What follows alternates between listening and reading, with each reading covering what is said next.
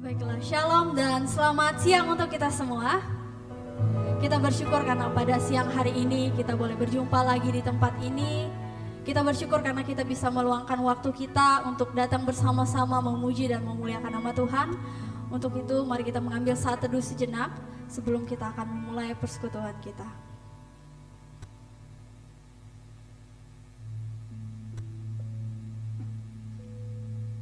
Kita berdoa. Bapa yang baik, Bapa yang mengasihi kami mengucap syukur untuk kebaikan Tuhan yang telah Tuhan lakukan dalam kehidupan kami. Terima kasih untuk nafas kehidupan yang masih Tuhan izinkan untuk kami nikmati, sehingga pada siang hari ini sebagai rasa syukur kami boleh datang ke tempat ini untuk memuji dan memuliakan Tuhan. Mari Engkau berkati ibadah ini dari awal hingga boleh berakhirnya dengan baik Bapa. Segala puji-pujian, bahkan nyanyian, bahkan firman Tuhan yang kami dengarkan, biarlah itu semua boleh memuliakan nama-Mu ya Bapa. Kami buka persekutuan kami hanya di dalam nama Tuhan Yesus yang menjadi juru selamat kami yang hidup. Haleluya, amin.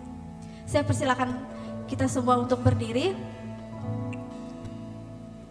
Mari kita memuji Tuhan. Kita mau bersorak-sorai untuk Tuhan. Kita naikkan pujian yang mengatakan, "Ku naikkan syukur buat segala perbuatan Tuhan dalam kehidupan." Kita naikkan pujian ini sambil bertepuk tangan.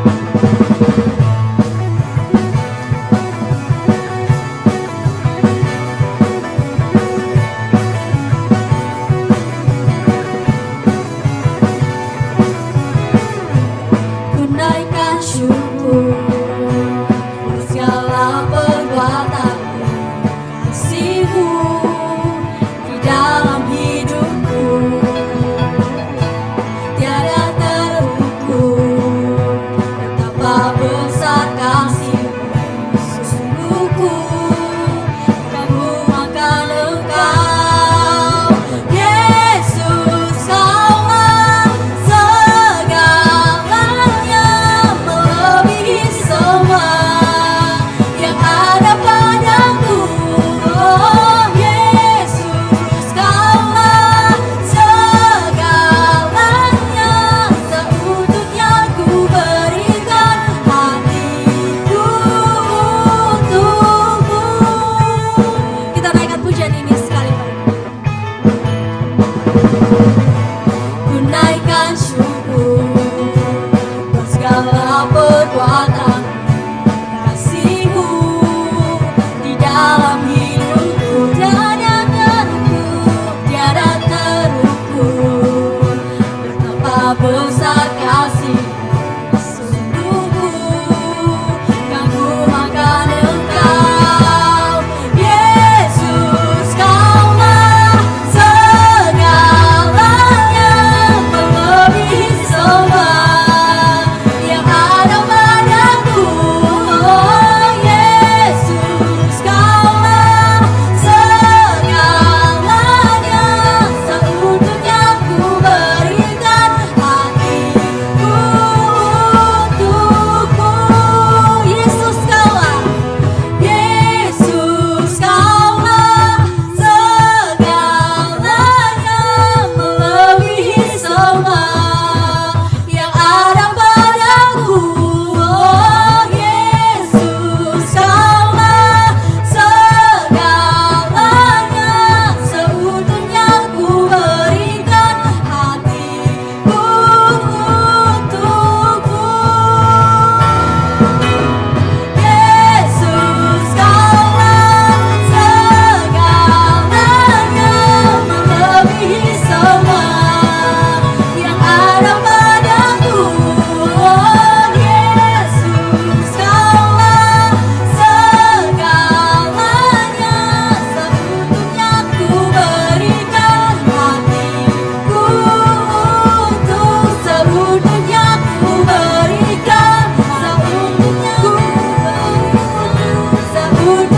ku berikan hatiku untuk Yesus, Kaulah.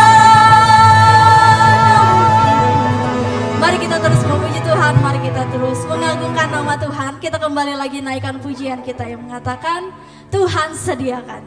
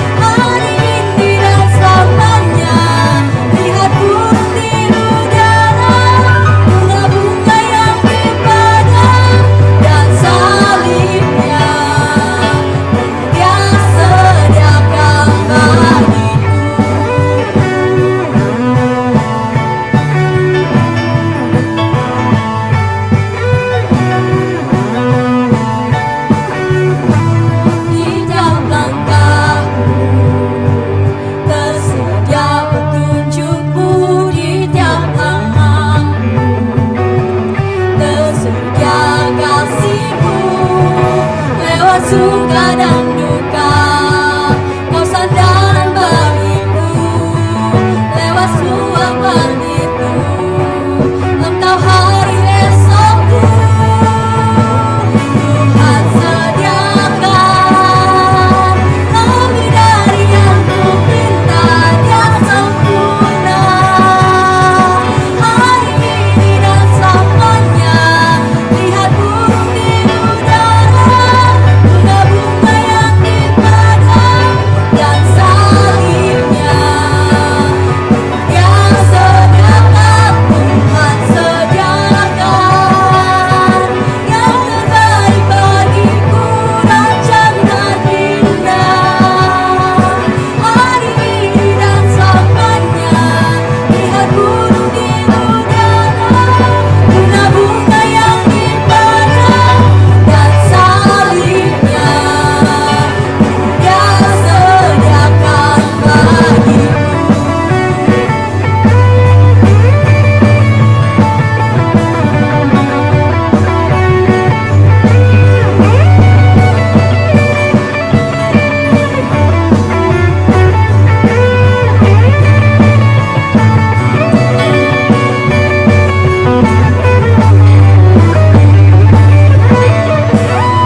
Sediakan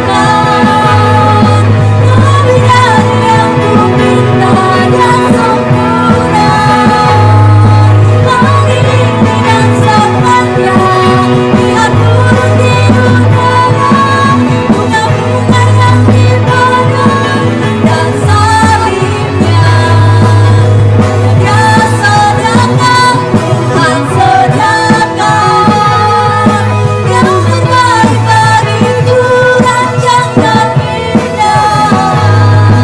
Hari ini dan selamanya, lihat burung di udara, bunga-bunga yang di padang dan salibnya.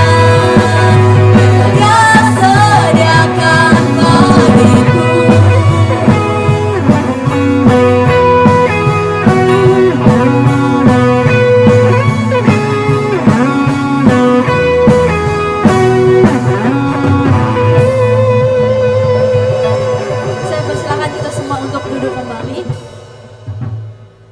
Sebelum kita akan mendengarkan firman Tuhan, mari kita siapkan hati dan pikiran kita. Mari kita menyembah Tuhan. Kita naikkan pujian kita kepada Tuhan, bahwa kita percaya bahwa ketika kita membutuhkan sesuatu, Tuhan pasti menyediakan yang terbaik untuk kita. Untuk itu, mari kita naikkan pujian ini dengan sikap penyembahan kita kepada Tuhan.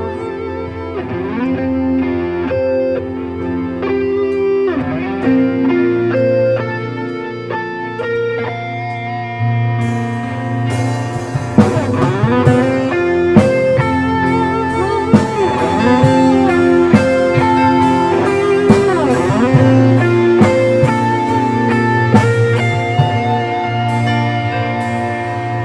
hidup karena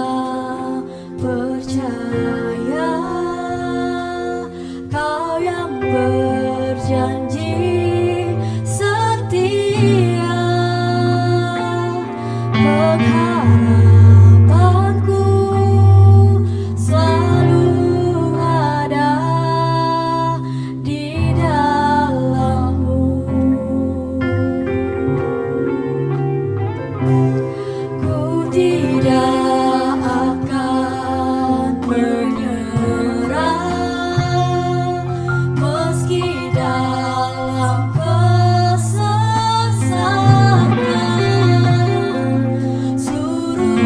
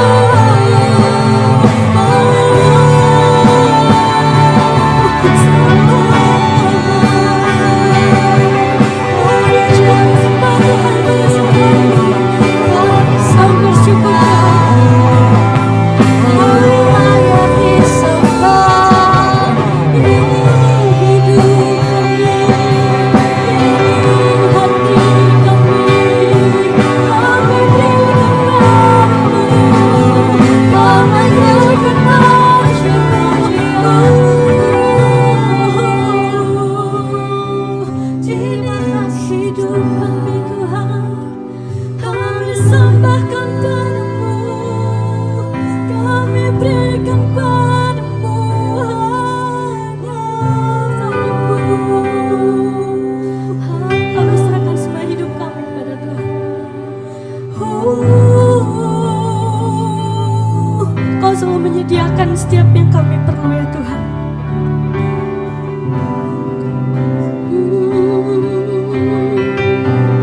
Terima kasih.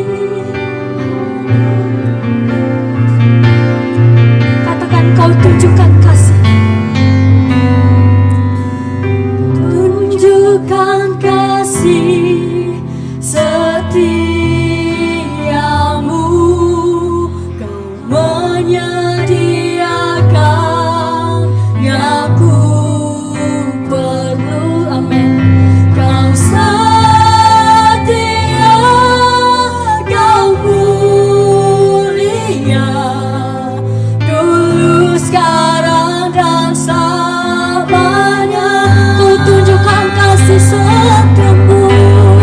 Tunjukkan kasih setiamu. Kau menyediakan yang kami perlu Tuhan. Menyediakan yang ku perlu. Kau setia, kau mulia, Bapa, kau setia. Saya persilakan jemaat Tuhan semuanya untuk berdiri.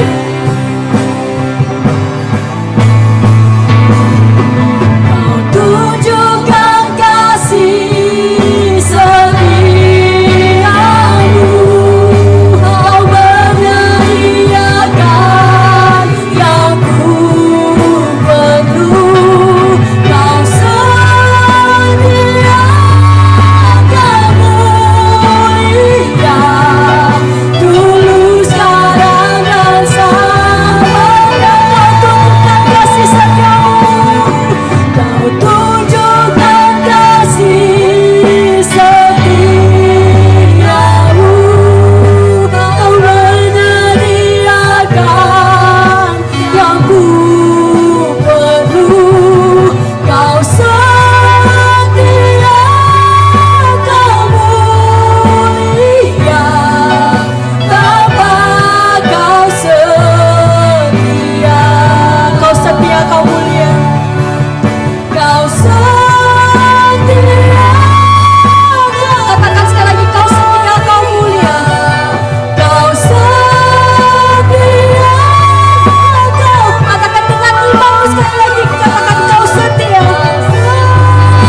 Setia, kau mulia, Bapa, kau setia.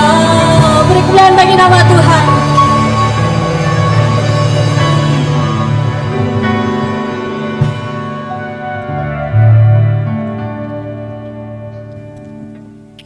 Haleluya. Sungguh Engkau Bapa yang setia bagi kami Tuhan. Kami bersyukur dan kami bangga punya Allah yang seperti Engkau. Allah yang pastinya tidak pernah meninggalkan kami. Bahkan Allah yang selalu mencukupkan, menyediakan semua yang kami perlukan. Bapa, kami bersyukur kepadamu hari ini Tuhan. Kami boleh ada di dalam rumah-Mu untuk menyembah Engkau. Dan kami percaya Tuhan Engkau hadir bersama dengan kami. Dan kami tahu benar Bapa, di mana Engkau ada, di sana kemerdekaan akan terjadi Tuhan. Dan kami percaya hari ini kami semua akan dipulihkan, kami semuanya akan berkati, dikuatkan oleh Tuhan. Terima kasih Bapa di dalam surga. Kami siap untuk firman-Mu hari ini di dalam nama Yesus. Haleluya. Jemaat Tuhan katakan amin. Haleluya. Silakan duduk kembali. Terima kasih untuk tim Praise and Worship luar biasa. Kita boleh memuji dan menyembah Tuhan. Haleluya. Puji nama Tuhan. Shalom. Apa kabar Bapak Ibu Saudara? Haleluya, luar biasa, dahsyat. Karena Tuhan kita adalah Tuhan yang baik. Saudara, apapun kondisi yang saudara alami hari-hari ini, Tuhan kita tetap baik, amin. Dia Allah yang selalu memelihara kehidupan kita. Dia Allah yang selalu melindungi kita. Apapun yang kita perlukan Tuhan sediakan, haleluya. Bapak Ibu Saudara, kita bersyukur dengan penuh sukacita kita boleh hadir di tempat ini untuk memuji dan menyembah Tuhan. Nah, saudara, hari ini bukan hari Minggu biasa. Hari ini kita memperingati hari Pentakosta. hari Roh Kudus dicurahkan, saudara. Nah, saudara, kita belajar sedikit tentang arti dari Pentakosta. Jadi hari Pentakosta itu adalah hari yang ke-50. Itu artinya hari yang ke-50 itu dihitung dari hari ketika Tuhan Yesus bangkit. Jadi ketika setelah Tuhan Yesus bangkit 40 hari Tuhan Yesus masih ada di muka bumi dan dia menampakkan dirinya kepada beberapa orang, itu sudah menunjukkan bahwa dia benar hidup. Dan setelah itu hari ke-40 Tuhan Yesus naik ke surga. Nah 10 hari kemudian setelah Tuhan Yesus naik ke surga, Roh Kudus dicurahkan. Jadi tanggal 18 kemarin kita akan ada di tempat ini untuk merayakan hari kenaikan Tuhan Yesus. Dan 10 hari kemudian tepat hari ini tanggal 28 kita merayakan memperingati hari Pentakosta, hari Roh Kudus dicurahkan. Nah Bapak Ibu Saudara, sebenarnya hari Pentakosta di perjanjian baru ini itu diadopsi dari zaman perjanjian lama. Jadi Pentakosta pada perjanjian lama itu hari ke-50 dihitung dari ketika bangsa Israel keluar dari Mesir. Nah ketika mereka keluar dari Mesir, hari ke-50 itu mereka memperingati dua hal. Yang pertama, mereka memperingati hari diturunkannya 2 loh batu yang berisi 10 hukum, dan kemudian pada hari itu juga adalah perayaan syukur, hari raya panen. Dan itulah yang diperingati terus menerus sampai kepada zaman perjanjian baru. Dan pada zaman perjanjian baru ketika orang banyak sedang berkumpul karena hari raya panen itu, nah itu bertepatan dengan janji Tuhan untuk Roh Kudus dicurahkan itu terjadi. Maka muncullah arti baru bagi gereja Tuhan tentang Pentakosta sebagai hari dicurahkannya Roh Kudus. Nah, saudara, mari kita buka firman Tuhan. Kita buka dari Kisah Para Rasul 2 ayat 1 sampai ayat yang keempat. Kisah Para Rasul 2 ayat 1 sampai ayat yang keempat, karena Alkitab kita belum bisa muncul di slide, saya akan bacakan buat kita. Saudara boleh mengikutinya di handphone. Kisah Para Rasul 2 ayat 1 sampai 4. Ketika tiba hari Pentakosta, semua orang percaya berkumpul di satu tempat. Tiba-tiba turunlah dari langit suatu bunyi seperti tiupan angin keras yang memenuhi seluruh rumah di mana mereka duduk. Dan tampaklah kepada mereka lidah-lidah seperti nyala api yang bertebaran dan hinggap pada mereka masing-masing. Maka penuhlah mereka dengan Roh Kudus. Lalu mereka mulai berkata-kata dalam bahasa-bahasa lain seperti yang diberikan oleh Roh itu kepada mereka untuk mengatakannya. Nah, jadi saudara, perhatikan firman Tuhan tadi, ternyata ketika Roh Kudus dicurahkan terjadi satu fenomena atau satu kejadian yang menghebohkan. Karena orang banyak yang sedang berkumpul saat itu melihat sesuatu yang tidak biasanya terjadi dalam kehidupan para murid dan orang percaya. Saudara, kalau kita membaca tadi firman Tuhan, kejadiannya seperti agak-agak horor-horor dan menegangkan begitu saudara ya. Apa yang firman Tuhan katakan? Firman Tuhan katakan itu semuanya diawali dengan bunyi dari langit seperti tiupan angin keras. Itu yang firman Tuhan katakan, memenuhi rumah di mana mereka ada. Jadi saat itu mungkin tidak ada hujan, udara mungkin cerah, matahari terik, tapi tiba-tiba ada bunyi dari langit. Dan bunyi itu seperti tiupan angin yang keras memenuhi tempat di mana mereka berada. Kemudian disusul dengan tiba-tiba muncul nyala-nyala api, saudara. Nyala-nyala api, lidah-lidah api, percikan-percikan api, begitu bertebaran. Firman Tuhan katakan bertebaran, dan kemudian nyala-nyala api itu hinggap. Firman Tuhan katakan hinggap di atas mereka. Dan ayat 4 katakan mereka dipenuhi dengan Roh Kudus. Jadi waktu nyala-nyala api itu hinggap di atas mereka, mereka dipenuhi dengan Roh Kudus. Nah saudara, di situ ada kata dipenuhi. Nah kata ini penting saudara, karena ini bisa menimbulkan pertanyaan. Kalau saat itu mereka dipenuhi dengan Roh Kudus, bagaimana dengan hari-hari kemarin? Apakah hari-hari kemarin, hari-hari sebelumnya mereka belum dipenuhi dengan Roh Kudus? Dan kemudian pertanyaan itu juga bisa ditujukan kepada kita. Apakah kita sudah dipenuhi dengan Roh Kudus? Nah saudara, mari kita buka sebentar dalam Efesus 1 ayat 13. Efesus 1 ayat 13, saya bacakan buat kita. Di dalam Dia kamu juga, karena kamu telah mendengar firman kebenaran, yaitu Injil keselamatanmu. Di dalam Dia kamu juga, ketika kamu percaya, dimeteraikan dengan Roh Kudus yang dijanjikannya itu. Jadi saudara, jelas di sini bahwa ketika kita mendengar Injil keselamatan dan kita percaya kepada Yesus, maka kita dimeteraikan dengan Roh Kudus. Firman Tuhan katakan dimeteraikan.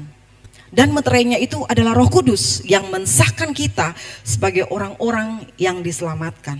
Nah, saudara, Roh Kudus ini adalah pribadi ketiga dari Allah Tritunggal. Jadi Bapa, Anak, dan Roh Kudus.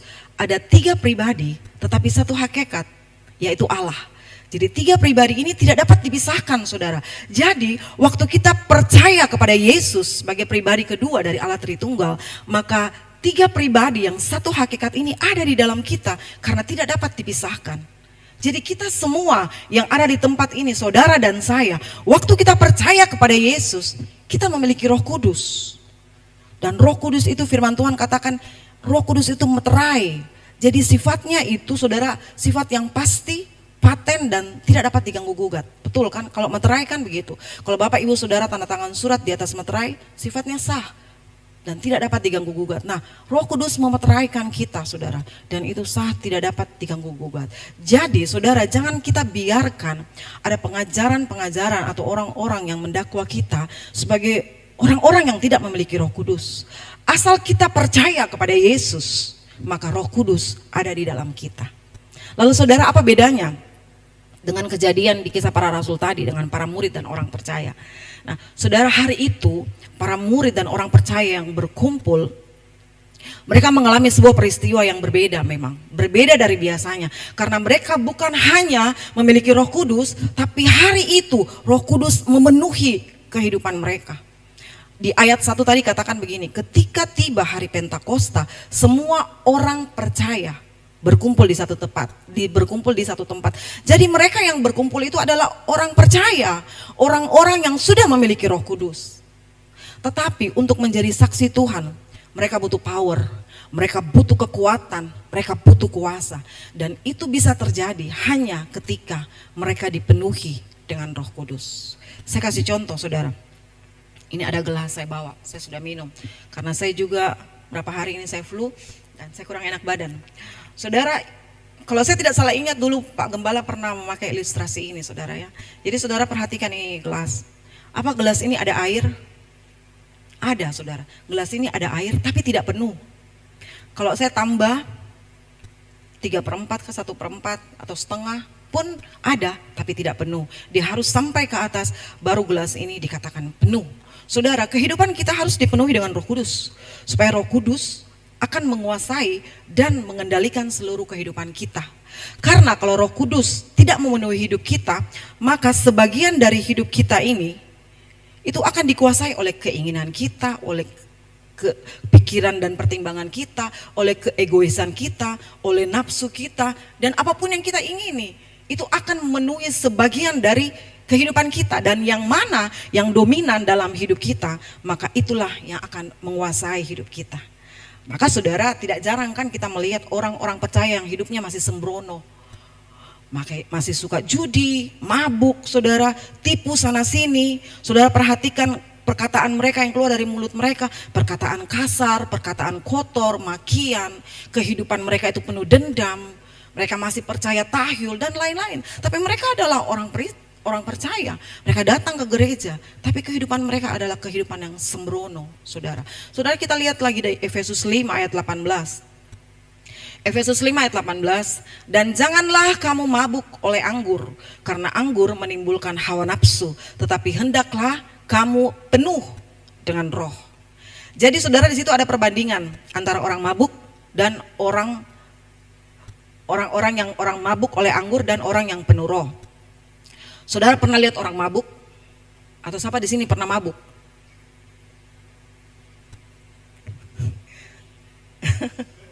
Saudara, saya pernah lihat orang mabuk. Kalau perkara yang namanya mabuk dan judi, itu dari kecil saya sudah lihat, saudara. Saya pernah melihat orang mabuk. Dia mabuk siang hari, saudara. Dia buka bajunya setengah telanjang, kemudian dia jalan sepanjang depan rumah saya itu, dia dapat batu, dia lempar semua rumah, dia lempar semua rumah, saudara. Orang kemudian menenangkan dia, terus dia dia duduk di mana saja dia mau duduk di situ. Kemudian dia buka bajunya, got, dia masuk dalam got, dia tidur di dalam got, saudara. Aneh sekali. Kenapa seperti itu, saudara? Iya, karena dia saat itu sedang dikendalikan oleh minuman keras, saudara. Jadi Kalau hidup kita dipenuhi dengan Roh Kudus, hidup kita dibawa kendali Roh Kudus, sehingga kita akan melakukan apa yang Roh Kudus inginkan. Dan jelas apa yang Roh Kudus inginkan tentu hal-hal yang baik. Tidak seperti kalau kita mabuk anggur, hal-hal yang tidak baik, hal-hal yang membuat kita dipermalukan, itu yang mengendalikan kita. Tapi kalau kita dipenuhi dengan Roh Kudus, maka kita akan melakukan apa yang Roh Kudus inginkan, hal-hal yang mendatangkan kebaikan dan mempermuliakan nama Tuhan. Nah, saudara, kembali kepada para murid. Lalu apa yang terjadi dengan para murid ketika mereka dipenuhi dengan Roh Kudus? Saudara, ketika mereka dipenuhi dengan Roh Kudus, pada saat itu juga mereka berubah. Terjadi perubahan, saat itu mereka berubah, saudara. Dan perubahan mereka itu membuat orang-orang yang ada di situ, saudara, menjadi kaget, menjadi bingung. Ya, sampai mereka mengatakan mereka mabuk oleh anggur. Ya, karena mereka seperti dikendalikan oleh sesuatu. Ada sesuatu kekuatan yang saat itu memampukan mereka untuk melakukan sesuatu yang sebelumnya belum pernah mereka lakukan. Ada yang berubah di dalam kehidupan mereka. Kita akan belajar hal itu. Perubahan apa yang terjadi? Yang pertama, saudara, perubahan yang pertama yang terjadi para rasul, ayat yang keempat. Maka penuhlah mereka dengan Roh Kudus, lalu mereka mulai berkata-kata dalam bahasa-bahasa lain seperti yang diberikan oleh Roh itu kepada mereka untuk mengatakannya. Nah, saudara, firman Tuhan katakan ketika mereka dipenuhi dengan Roh Kudus, mereka mulai berkata-kata dalam bahasa lain. Nah, saudara, bahasa apa ini?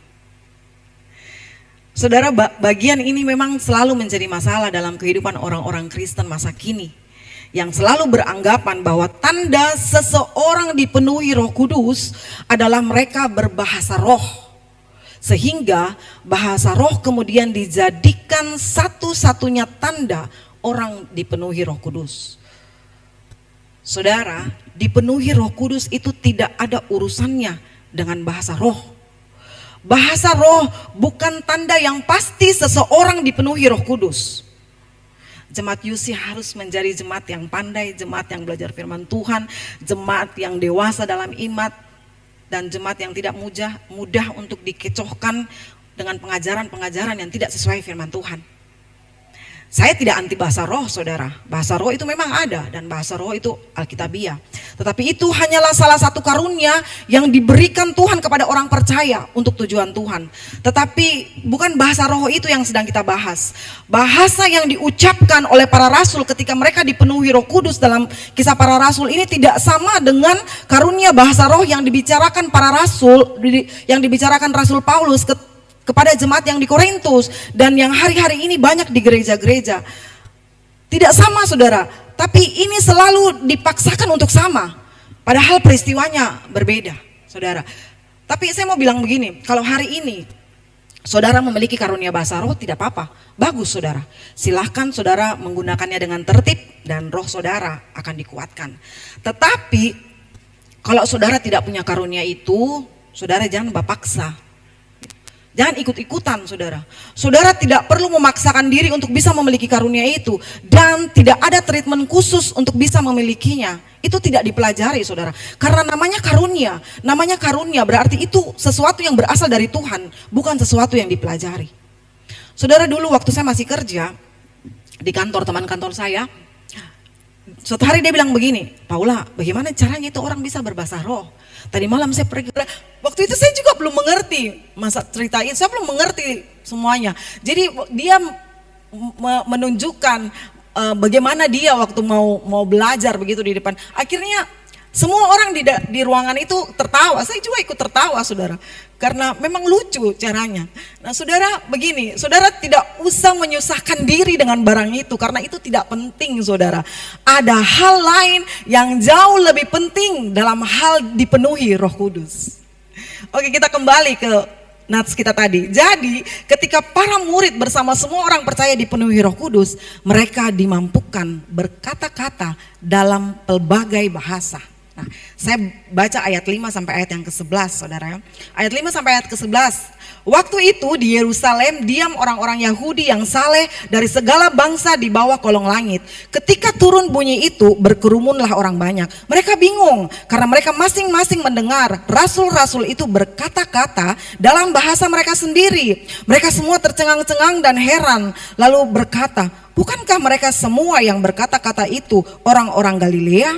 Bagaimana mungkin kita masing-masing mendengar mereka berkata-kata dalam bahasa kita sendiri, yaitu bahasa yang kita pakai di negeri asal kita. Kita orang Partia, Media, Elam, penduduk Mesopotamia, Yudea dan Kapadokia, Pontus dan Asia, Frigia dan Pafilia, Mesir dan daerah-daerah Libya yang berdekatan dengan Kirene, pendatang-pendatang dari Roma, baik orang Yahudi maupun penganut agama Yahudi, orang Kreta dan orang Arab.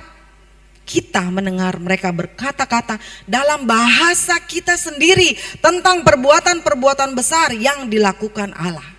Nah, saudara, saya lihat di YouTube kesaksian dari seorang hamba Tuhan tentang pendeta Stephen Tong di Rusia. Nah, satu kali pendeta Stephen Tong ke Rusia untuk KKR. Nah, Rusia itu kan negara komunis, saudara. Jadi kalau KKR itu tidak bisa di tempat terbuka, mereka KKR itu di gereja-gereja bawah tanah. Nah, 3 hari KKR-nya. Hari pertama pendeta Stephen Tong berkhotbah pakai penterjemah karena dia berkhotbah dalam bahasa Inggris, sedangkan orang Rusia tidak mengerti bahasa Inggris. Jadi hari pertama pakai penterjemah. Hari kedua khotbah berjalan seperti biasanya dengan penterjemah juga. Hari ketiga ketika ibadah KKR akan dimulai, penterjemahnya tidak ada, saudara. Ternyata waktu diselidiki dicari, penterjemahnya sudah diculik oleh komunis. Dan hari itu KKR harus berjalan. Pendeta Stephen Tong berdoa, menyerahkan semuanya ke dalam tangan Tuhan. Dia tetap harus berkhotbah, dan dia berkhotbah menggunakan bahasa Inggris tentunya karena dia tidak bisa berbahasa Rusia. Tapi dia heran waktu dia berkhotbah, semua jemaat mendengarkan dengan tenang, saudara. Dan setelah selesai KKR, orang-orang menyelami dia dan berkata, Pak Tong, kalau kami tahu bahwa Anda bisa berbahasa Rusia dengan begitu bagus, kami tidak perlu menyediakan penterjemah. Pak Stephen Tong menjadi kaget, bukankah tadi saya berkhotbah menggunakan bahasa Inggris? Kenapa bahasa itu bisa sampai kepada mereka menjadi bahasa Rusia yang mereka mengerti? Nah, saudara, contoh seperti ini itu lebih tepat dengan apa yang terjadi dengan para rasul di dalam pembacaan kita tadi. Itu lebih cocok, saudara. Apa yang dialami oleh para rasul itu lebih cocok dengan apa yang dialami oleh hamba Tuhan ini. Pada saat itu kan orang-orang Yahudi dari segala bangsa ada di sana. Mereka bersama dengan orang-orang banyak dan mereka dengar bunyi yang keras dari surga, bunyi yang keras dari langit itu seperti angin, dan saat itu mereka juga kebingungan, saudara. Ini apa? Bunyi apa itu? Dan ketika mereka ada di tengah kebingungan, orang banyak itu kemudian mendengar. Mereka mendengar penjelasan dalam bahasa mereka yang disampaikan oleh para rasul, dan mereka mengetahui bahwa para rasul itu adalah orang-orang Galilea yang tidak pernah belajar bahasa asing. Tetapi bagaimana mereka mampu berbicara dalam pelbagai bahasa orang-orang yang hadir pada saat itu? Dan saudara, tadi firman Tuhan sudah katakan yang hadir itu, bayangkan orang-orang dari Mesopotamia, orang-orang dari Yudea, dari Kapadokia, bahkan orang-orang Asia, orang-orang dari Pafilia, dari Mesir, bahkan orang Arab, orang-orang dari Roma, semua hadir. Dan saat itu bahasa itu mereka dengar ada di telinga mereka yang disampaikan oleh para rasul yang mereka tahu mereka tidak pernah berbahasa asing. Saudara, dan walaupun mereka berbicara dalam berbagai bahasa yang ada yang berbeda-beda pada saat itu, tetapi yang mereka sampaikan adalah sama. Firman Tuhan katakan yang mereka sampaikan adalah tentang perbuatan-perbuatan besar yang dilakukan Allah. Bahasanya berbeda, saudara, tapi pesan yang mereka terima itu sama. Pesan itu adalah bagaimana Allah itu melakukan hal-hal yang dahsyat dalam kehidupan mereka. Nah, saudara, ini yang penting. Ini yang saya katakan penting, saudara. Ini adalah sebuah tanda yang penting dari orang-orang yang dipenuhi Roh Kudus, bahwa dari mulutnya keluar kesaksian tentang perbuatan Allah. Ini jauh lebih penting daripada sekedar berbahasa roh. Saudara, bahasa roh yang hari-hari ini banyak terjadi di gereja-gereja itu untuk pribadi orang itu sendiri, karena kenyataannya memang tidak ada yang menerjemahkannya. Jadi orang itu sendiri yang berbahasa roh dan itu menguatkan dia sendiri, itu untuk dirinya sendiri. Tetapi berbeda dengan apa yang terjadi pada hari Roh Kudus dicurahkan. Orang percaya dan para rasul yang dipenuhi dengan Roh Kudus, mereka berbicara, saudara. Mereka berbicara dan orang lain yang mendengarkan itu paham dengan apa yang mereka sampaikan, dan itu bisa menjadi kesaksian karena mereka mendengar tentang perbuatan-perbuatan besar yang Allah lakukan. Dan itu baik, saudara. Dan itu baik. Karena dengan demikian setelah mereka mendengarkan kesaksian itu, mereka pulang ke negaranya. Di sana mereka bisa menginjil, di sana mereka bisa menceritakan, di sana mereka bisa menyampaikan apa saja yang sudah terjadi di sana. Perbuatan-perbuatan Allah yang maha dahsyat itu dapat mereka sampaikan. Dan akhirnya Injil tersebar karena mereka paham apa yang disampaikan. Tapi sayangnya Bapak Ibu Saudara, fenomena Pentakosta yang terjadi hari-hari ini selalu diidentikan dengan karunia berbahasa roh. Dan itu masih diinginkan oleh banyak orang Kristen masa kini. Padahal saudara, daripada kita mencari fenomena dari Pentakosta itu, saudara, lebih baik mari kita menyerahkan hidup kita sepenuhnya kepada Roh Kudus, supaya Roh Kudus mengendalikan kita, supaya kita dapat dipakai untuk menjadi alat Tuhan untuk memberitakan nama Yesus. Amin. Saudara, menjadi pemberita Injil Kristus tidak harus berarti saudara harus meninggalkan profesi saudara. Tiba-tiba jemaat UC semuanya ada di STT Jeffrey mendaftar untuk jadi mahasiswa. Tidak, saudara. Setiap orang percaya, apapun profesi kita adalah target Tuhan. Tiap hari kita kan pasti bertemu dengan orang-orang di sekeliling kita. Tidak mungkin kita tidak ada bertemu dengan satu orang. Bahkan ibu-ibu yang tinggal di rumah pun pasti akan bertemu dengan orang lain, bertemu dengan tukang gas, kayak tiba-tiba gasnya habis terus bawa orang gas bawa, ya kan, ketemu galon habis orang datang bawa galon, atau paling tidak pasti bertemu dengan ART saudara, ya kan, pasti bertemu dengan ART saudara atau bertemu dengan pegawai di toko. Nah saudara, kepada orang-orang yang kita temui setiap hari, ceritakan tentang perbuatan Tuhan di dalam kehidupanmu, sampaikan bagaimana Tuhan itu begitu baik dalam kehidupanmu, kesaksian bagaimana engkau bisa melewati hal-hal yang sulit dalam hidupmu, itu semua karena kekuatan dari Tuhan. Bagaimana ketika engkau berada di masa-masa terpuruk, Tuhan tolong, saudara ceritakan. Mereka sakit, tiba-tiba ART sakit, saudara doakan. Itu akan menjadi kesaksian tentang betapa dahsyatnya Allah yang kita sembah. Anak-anak di sekolah, anak-anak di kampus, saudara ceritakan tentang perbuatan Tuhan dalam kehidupanmu kepada orang-orang yang engkau temui, saudara. Saya kenal satu keluarga, saudara, dia punya ART itu bekerja 4 generasi. Dia bekerja 4 generasi. Jadi pertama dari ibunya, kemudian ada anaknya. Nah ART ini sudah ikut mereka. Kemudian ibunya meninggal, tinggal anaknya, dia masih ikut, anaknya menikah, ada anaknya lagi, ART itu masih di situ, saudara. Kemudian anaknya ini juga meninggal, tinggal ini cucunya menikah, punya anak, ART itu masih ada di situ, saudara. 4 generasi ART itu sampai dia menua di keluarga itu. Jadi waktu dia sudah sampai di generasi ketiga dan keempat, dia sudah tidak lagi diperlakukan seperti ART pada umumnya karena dia sudah tua. Tapi karena dia sudah dianggap keluarga, dia masih ada di rumah itu untuk ikut membantu. Dan akhirnya pada generasi keempat, 2 tahun kemudian kalau saya tidak salah, ART itu meninggal, saudara. Saudara bayangkan, dia begitu setia bekerja pada keluarga itu sampai 4 generasi. Tapi dia meninggal tanpa pernah mendengar nama Yesus. Miris, saudara. Waktu dia meninggal, isu yang naik apa? Kebanggaan. Dia bekerja 4 generasi, dari ini. Tapi saudara, 4 generasi tidak pernah menceritakan tentang Yesus kepada dia. Apa yang dia lihat selama 4 generasi dalam rumah itu? Apakah dia hanya melihat orang mabuk tiap hari? Apakah dia hanya melihat orang duduk main judi tiap hari? Apa yang dia lihat, saudara, selama 4 generasi itu? Tidak ada nama Yesus, tidak ada perbuatan-perbuatan Allah yang besar yang disaksikan kepada dia. Saudara, ini beban kita semua. Jangan sampai orang-orang terdekat yang kita kasihi tidak pernah melihat Yesus dalam kehidupan kita. Lewat tutur kata kita, lewat sikap kita.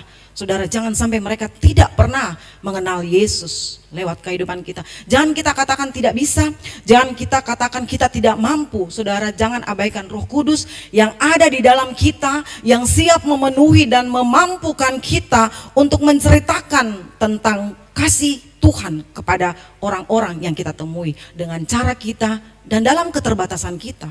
Para rasul adalah orang-orang yang terbatas, makanya Tuhan tahu untuk menjadi saksi Tuhan tidak cukup dengan mental mereka, makanya Roh Kudus harus memenuhi mereka. Saudara, jangan abaikan Roh Kudus di dalam kehidupan kita. Dia mampu untuk mengubah kita, untuk memakai kita, memampukan kita, untuk kita mulai membuka mulut dan menceritakan sesuatu kepada orang yang kita temui. Amin, saudara.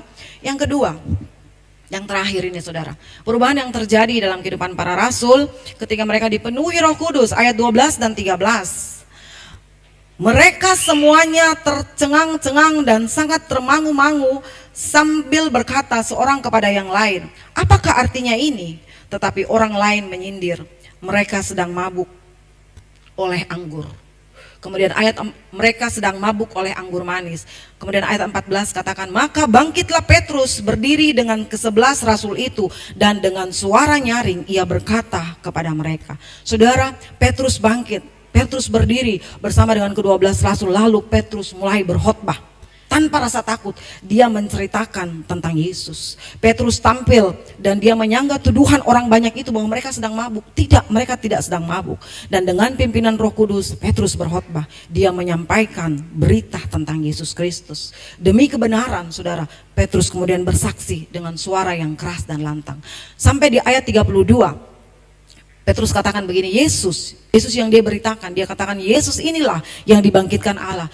Dan tentang hal itu kami semua adalah saksi. Nah saudara, ini baru mental seorang saksi. Tuhan, dia berani menyatakan kebenaran apapun risikonya, dia berani mempertahankan iman kepada Kristus berapapun harga yang harus dibayar. Saudara, ada perubahan yang terjadi ketika mereka dipenuhi Roh Kudus.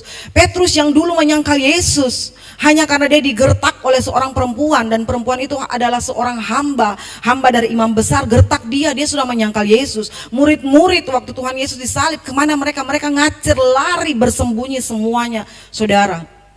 Tapi hari itu ketika mereka dipenuhi dengan Roh Kudus, mereka berdiri dan tentang Yesus mereka berani berkata, kami adalah saksi. Tadinya mereka takut saudara, mereka lari sembunyi. Tapi waktu mereka dipenuhi Roh Kudus, mereka berubah. Mereka katakan, kami adalah saksinya. Saudara, tanda orang dipenuhi Roh Kudus, hidupnya pasti berubah. Tanda orang dipenuhi Roh Kudus, ada perubahan pasti dalam kehidupannya. Orang yang dipenuhi Roh Kudus ada di bawah kendali Roh Kudus, dan Roh Kudus akan memunculkan buah-buah roh yang akan menjadikan orang tersebut akan menyebarkan kebaikan, bukan kejahatan. Dia akan menyatakan kebenaran, bukan dusta, saudara. Kehadirannya pasti membawa damai. Tutur katanya itu pasti memberi kekuatan. Tidak orang datang, saya ada masalah begini, itu mikau, mewantong kau, makanya itu saya sudah bilang. Tidak seperti itu, saudara. Waktu orang datang menceritakan masalah, dia akan memberi kekuatan. Tuhan pasti akan tolong. Anak-anak datang kasih tunjuk nilai buruk di sekolah, mamanya mulai, itu tolong mewantong kau. Bukan seperti itu, saudara. Kata-katanya pasti memberi kekuatan. Ada perubahan di dalam hidupnya. Sikapnya itu pasti sopan.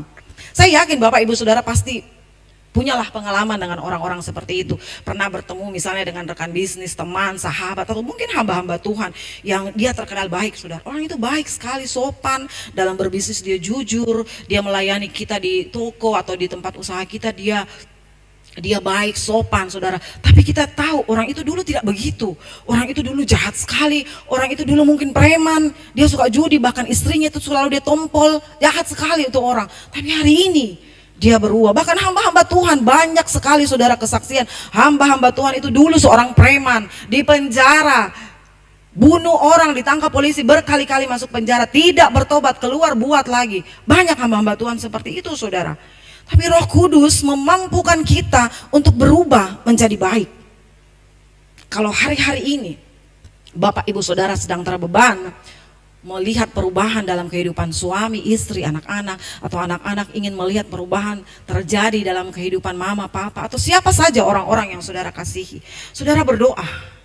Minta kekuatan kuasa Roh Kudus untuk memenuhi orang-orang yang kita kasihi tersebut. Karena Roh Kudus mampu untuk mengubah kehidupan seseorang. Dalam sejarah para rasul, kan kita juga tahu Rasul Paulus. Seorang Saulus yang jahat luar biasa. Dia mengejar umat Tuhan, dia siksa, dia bunuh umat Tuhan, saudara. Sampai satu hari dalam pengejarannya dia mau mengejar umat Tuhan untuk dibunuh, saudara. Sebelum dia sampai kepada umat Tuhan, Tuhan lebih dahulu tangkap dia. Dan akhirnya dalam pertemuan itu Saulus diubah dari seorang Saulus yang begitu jahat, diubahkan oleh Tuhan menjadi seorang rasul yang luar biasa yang dipakai oleh Tuhan.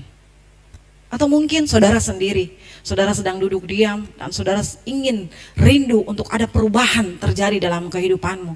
Kau merasa ada sesuatu yang tidak benar, tapi kau tidak bisa. Saudara berdoa, buka hatimu, minta Roh Kudus untuk memenuhi kehidupanmu, minta Roh Kudus untuk mengubah kehidupanmu. Dan saya percaya Roh Kudus juga rindu untuk memenuhi kita semuanya, untuk memperlengkapi kehidupan kita, supaya kita dapat dipakai untuk kemuliaan nama Tuhan. Amin. Nah, pertanyaannya yang terakhir buat kita saudara.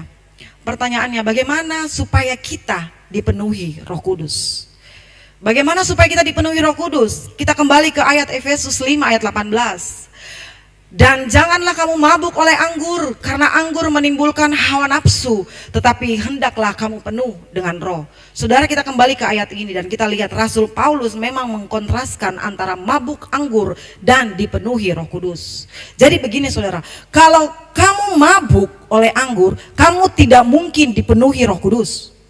Sebaliknya, kalau mau dipenuhi Roh Kudus, jangan mabuk oleh anggur.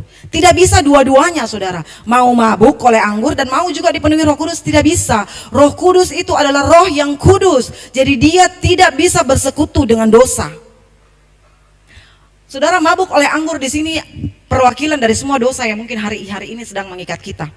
Kalau hidup kita masih diikat dengan dosa dan hawa nafsu, keinginan kita, maka kita tidak mungkin dipenuhi oleh Roh Kudus. Saudara, buang semua dosa, lepaskan diri kita dari semua ikatan-ikatan dosa. Semakin giat kita berusaha untuk meninggalkan perbuatan-perbuatan kita yang tidak baik, semakin giat kita berusaha untuk membuang dosa kita, saudara, peluang untuk dipenuhi Roh Kudus itu semakin besar. Nah, saudara, saya akan tutup firman Tuhan hari ini dengan sebuah cerita.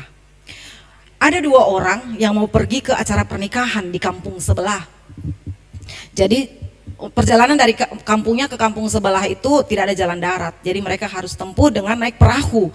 Nah, kira-kira setengah jam mereka mendayung, mereka akan sampai ke pulau itu. Nah, mereka pergi dua orang ke acara pernikahan. Di sana saudara, mereka mabuk sepanjang malam, mereka minum dari malam sampai pagi, mereka mabuk di sana saudara. Dan akhirnya ketika hari sudah menjelang pagi, mereka kemudian pulang berdua dalam keadaan mabuk.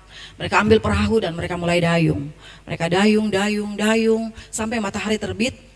Kenapa kita belum sampai ini? Perasaan cuma setengah jam, ini sudah matahari sudah tinggi, kenapa kita belum sampai? Mereka dayung terus sampai matahari terbit, seperti mereka hilang arah, tidak sampai saudara. Ketika matahari sudah tinggi, mata sudah mulai terang, pengaruh minuman keras itu mungkin sudah mulai hilang, baru mereka sadar ternyata tali perahu jangkar itu masih terikat di pohon saudara. Mereka dayung, perahu tidak maju-maju karena talinya masih terikat di pohon saudara. Saudara, kalau saudara masih terus pegang dosa itu dan tidak mau melepaskannya, itu sama dengan tali pengikat perahu yang terikat di pohon. Saudara dayung kehidupan saudara, saudara maju, saudara ikut persekutuan ini, ikut vokal grup, ikut paduan suara, ikut apapun, saudara tidak akan maju-maju karena saudara masih terikat dengan dosa yang belum saudara lepaskan. Nah saudara, perjalanan rohani kita tidak akan maju kalau kita masih terikat dengan dosa. Mari saudara, pakai momentum hari ini untuk tinggalkan semua perbuatan-perbuatan yang tidak benar, tinggalkan semua dosa-dosa yang tidak benar, hidup dalam kekudusan, bertumbuh dalam kekudusan, dan Roh Kudus akan memenuhi kita. Amin. Selamat dipenuhi dengan Roh Kudus. Tuhan Yesus memberkati. Mari kita berdoa. Bapa, terima kasih Tuhan buat hari ini. Kami bersyukur untuk segala kebaikan Tuhan, kami bersyukur untuk firman-Mu. Tuhan, Engkau tolong kami Bapa, berikan kami kekuatan, kemampuan untuk kami dapat melakukan firman-Mu dalam kehidupan kami.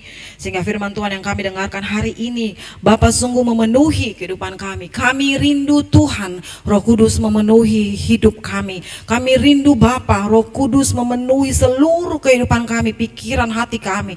Sehingga Bapa, kami boleh hidup menyenangkan hati Tuhan dimanapun Tuhan Engkau menempatkan kami, dimanapun Tuhan kami ada, di situ kami dapat menjadi saksi-Mu Bapa. Ada perkataan-perkataan tentang Engkau, ada kesaksian-kesaksian tentang kebaikan-Mu keluar dari mulut kami, dan kehidupan kami berubah. Orang lain dapat melihat perubahan dalam kehidupan kami, dan orang mempermuliakan nama Tuhan. Hamba berdoa pada hari ini Bapa, buat jemaat Tuhan yang hari-hari ini Tuhan merindukan Tuhan, ada sesuatu yang terjadi dalam kehidupan mereka, ada perubahan yang mungkin dirindukan terjadi dalam rumah tangga Tuhan, dalam kehidupan anak-anak mereka, dalam profesi bisnis mereka. Hamba berdoa dalam nama Yesus Tuhan, biarlah Roh Kudus Engkau mengatasi segala perkara dalam kehidupan kami.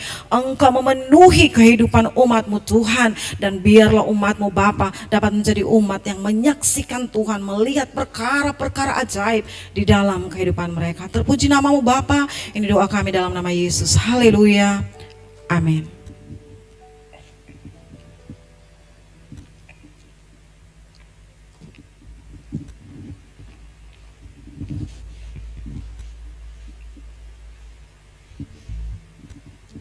Shalom, berapa banyak yang diberkati oleh firman Tuhan. Ketika kita dipenuhi oleh Roh Kudus akan memampukan kita untuk melakukan perkara-perkara yang luar biasa. Saat tiba saatnya kita akan memberikan persembahan, kita akan memberi yang terbaik bagi Tuhan. Bagi Bapak Ibu yang rindu memberikan persembahan perpuluhan, ada amplop di belakang, bisa diambil. Kita berikan yang terbaik untuk Tuhan. Saya akan bacakan satu ayat firman Tuhan bagi kita di dalam Lukas 21 ayat 4. Sebab mereka semua memberi persembahannya dari kelimpahannya, tetapi janda ini memberi dari kekurangannya, bahkan ia memberi seluruh nafkahnya. Mari kita berdoa. Bapa dalam sorga, Bapa dalam nama Yesus, terima kasih Engkau begitu baik dalam hidup kami. Terima kasih untuk Roh Kudus-Mu yang Engkau berikan bagi kami Tuhan. Biarlah kehidupan kami semakin hari semakin mengasihi Engkau dan mengandalkan Engkau Tuhan.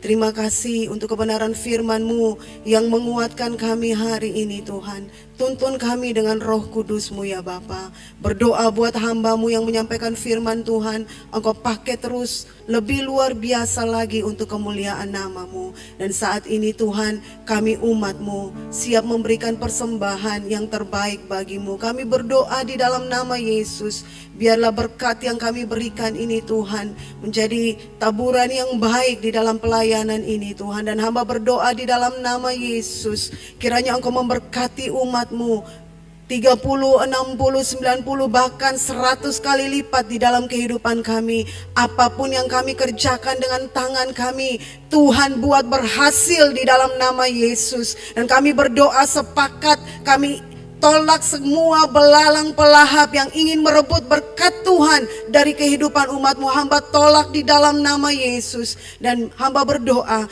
biarlah berkat Tuhan yang tanpa batas tercurah di dalam kehidupan kami. Terima kasih Tuhan, kami siap memberi. Hanya di dalam nama Yesus, semua yang siap memberi, sama-sama dengan saya katakan, amin. Baiklah jemaat Tuhan, kita akan memberikan persembahan kita untuk Tuhan. Dan sambil kantong persembahan akan dijalankan, mari kita naikkan pujian yang mengatakan segalanya.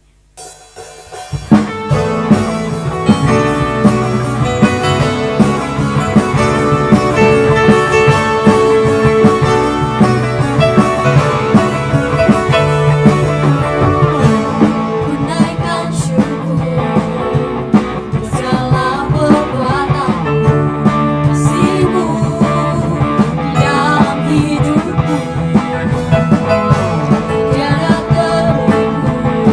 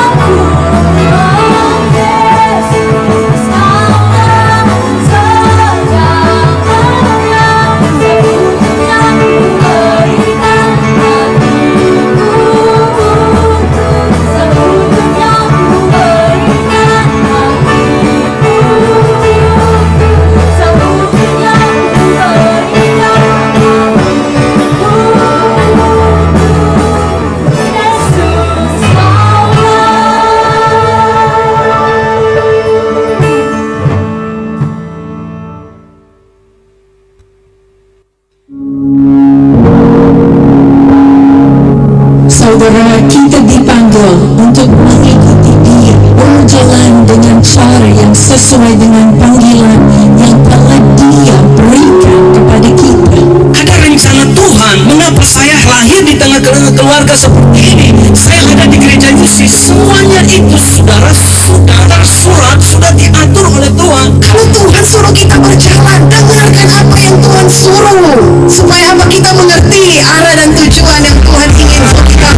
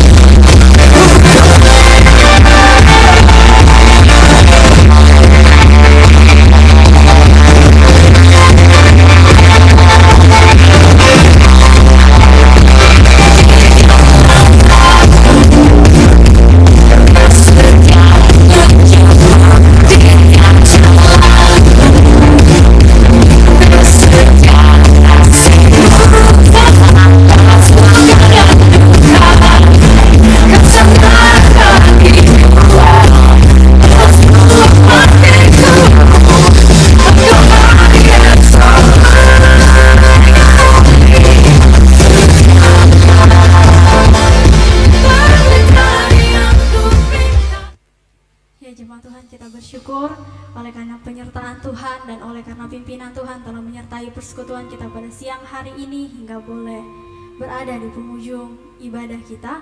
Untuk itu saya mengundang kita semua untuk berdiri. Sebelum kita akan mengakhiri persekutuan kita naikkan pujian syukur kita boleh percaya bahwa Tuhan menghabiskan satu pengalaman dalam kehidupan kita dan tak akan pernah berubah kasih setia Tuhan takkan habis kasih-Mu di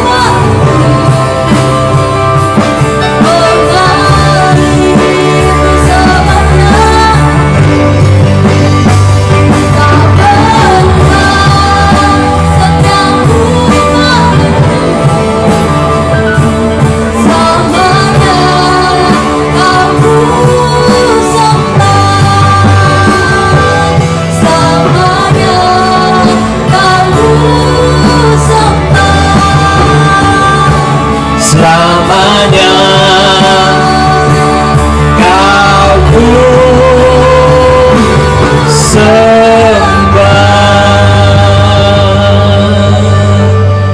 Takkan habis kasih setiamu Tuhan dalam setiap kehidupan kami. Terima kasih buat penyertaan-Mu yang begitu indah kami rasakan dalam ibadah hari ini. Dari awal sampai pada akhirnya Engkau hadir menyatakan kerinduanmu melalui firman-Mu, bahwa Engkau mengutus Roh Kudus untuk tinggal menetap dalam kehidupan kami selama-lamanya, menyempurnakan hidup kami, menuntun kami di dalam kebenaran, membuat kami mengerti akan tujuan kehidupan kami, dan membawa kami untuk semakin mengasihi Yesus. Dan pada akhirnya kami boleh dipenuhi terus-menerus untuk memberitakan tentang perkara-perkara hebat, perkara-perkara dahsyat yang telah Tuhan lakukan dalam kehidupan kami, agar orang-orang yang ada di luar sana, yang belum percaya, yang belum mengenal Engkau, mereka boleh tahu, mengenal, dan percaya kepada Engkau. Penuhi setiap umat-Mu Bapa hari ini dengan Roh-Mu yang kudus. Kami menyerahkan hidup kami sepenuhnya kepada Engkau. Kami mau dituntun, dikendalikan, dikuasai oleh Roh-Mu yang kudus, sehingga apapun yang kami perbuat hanyalah untuk menyenangkan hati Tuhan. Berkati seluruh jemaat UC dimanapun berada, baik yang hadir maupun yang tidak hadir hari ini. Kami berdoa kiranya Tuhan memberkati setiap mereka dan memberkati kami juga. Apapun pergumulan kami dan persoalan hidup kami serahkan kepada Tuhan. Biarlah Tuhan memampukan kami untuk kami dapat melewati semuanya, dan pada akhirnya kami melihat mujizat yang luar biasa. Kami menjadi pemenang di dalam hidup ini. Terima kasih banyak Tuhan. Kami serahkan semua hidup kami kepada Tuhan, dan kami akan pulang kembali ke dalam aktivitas kami sepanjang hari ini. Kami akan masuk di minggu yang baru, bahkan di bulan yang baru. Biarlah berkat Tuhan turun atas setiap umat Tuhan hari ini. Umat Tuhan yang kekasih, arahkanlah hatimu kepada Tuhan. Mari angkat dua tanganmu, dan dengan iman terimalah berkat daripada Tuhan.